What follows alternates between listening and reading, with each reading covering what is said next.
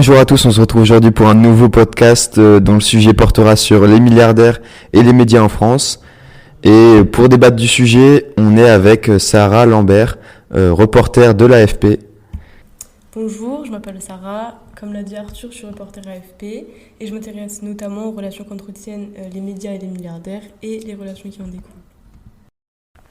Pour introduire le sujet et poser un contexte, il faut savoir que dans les années 1960, les médias français étaient contrôlés par une institution appelée l'ORTF. À cette époque, c'est l'État qui contrôlait les médias, ce qui nuisait donc à la liberté d'expression. Mais ce n'est qu'à partir de 1975, avec la disparition de l'ORTF, que l'on assiste à une libéralisation de la presse. Donc pour aborder le sujet, moi je vais vous parler des détenteurs des médias français.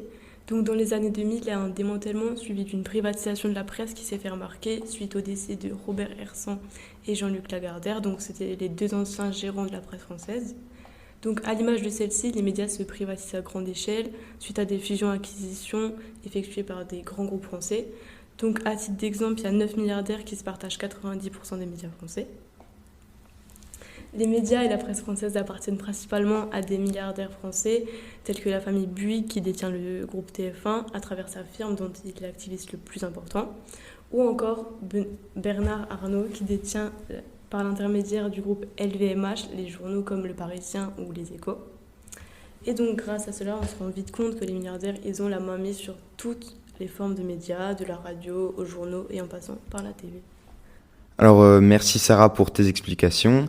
On va maintenant s'attaquer à une autre branche du sujet, qui est l'impact sur la société. Pour l'aborder, je vous propose une étude réalisée en 2016 qui démontre qu'en France, 64% des Français déclarent ne pas faire confiance aux médias en raison de l'absence d'indépendance.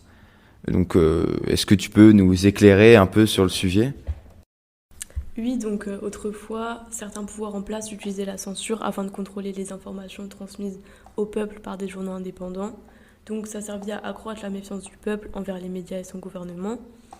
Et cette méfiance se justifie aujourd'hui différemment, mais aujourd'hui encore, les choix des propriétaires des médias sont guidés par leurs intérêts personnels. Ils choisissent donc ce qu'ils veulent faire savoir au grand public.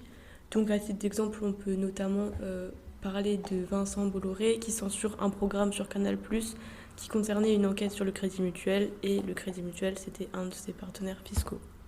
Oui, alors à partir de là, il y a un problème qui se pose. Donc, la loi est censée garantir les expressions pluralistes des opinions. Elle veille à ce que la communication des pensées et des opinions puisse se faire équitablement et librement. Autrement dit, que les médias reflètent cette pluralité.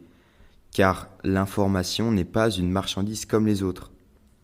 L'absence de pluralité dans les médias opacifie les choix des citoyens, mais le problème est bien là. La démocratie ne peut fonctionner si le citoyen ne se forge pas lui-même ses idées. On peut alors affirmer que l'influence qu'ont les milliardaires sur les médias relève de l'atteinte à la démocratie et à la liberté de s'informer. Les médias et la presse ne sont plus neutres de nos jours. Les Français n'ont pas accès à une information pure. Donc on peut finir en se demander à quoi leur servent-ils. Donc ce secteur s'apparente à un oligopole, donc seules quelques personnes qui ont les moyens d'y entrer le contrôlent à présent. Et ça pose un réel problème de concentration sans qu'il n'y ait eu aucun débat public. Donc les milliardaires ont décidé d'avoir la main mise sur le secteur des médias pour deux raisons principales. Donc la première, c'est la notoriété. Désormais, ils ont une influence politique dans le pays. Les politiques se rapprochent d'eux car ils savent que les médias sont des outils précieux pour diffuser leurs idées et défendre leurs causes. Donc on peut prendre l'exemple de Vincent Bolloré qui a fait une sorte de mécénat autour de Éric Zemmour. Donc c'était un candidat qui le propulsait sur le devant de la scène. Et grâce à cette manipulation des médias et de la politique, les milliardaires français parviennent à diffuser leurs idées et leurs opinions à travers le pays. Donc leurs paroles ont été un vrai enjeu démocratique et leur influence est grandissante. Et la deuxième raison, donc, c'est les bénéfices économiques. Dans le monde, les médias seraient le deuxième secteur le plus rentable après le luxe. On comprend ainsi que le projet mené par ces milliardaires est surtout économique. Donc Vincent Bolloré l'a lui-même affirmé lors d'une commission d'enquête au Sénat, lors de laquelle des questions sur le thème des médias lui ont été soumises. Mais ces affirmations peuvent être allègrement démenties lorsqu'on s'aperçoit que le secteur des médias est en baisse constante de son chiffre d'affaires, donc il serait en baisse d'environ 25%, En 2000, il était de 10 milliards et en 2018 de 7,5 milliards. Et les médias vivent sous la perfusion des aides de l'État. Donc il y a 840 millions donnés par l'État en 2020. On comprend alors que le but de ces milliardaires est bien plus complexe. Merci Sarah d'avoir apporté des précisions sur ce sujet un peu complexe et tabou en France. Et voilà, j'espère que ça a éclairé les esprits de nos internautes et en espérant donc te revoir très vite pour parler d'un autre sujet. Merci beaucoup à vous de m'avoir accueilli. C'était avec plaisir. Au revoir.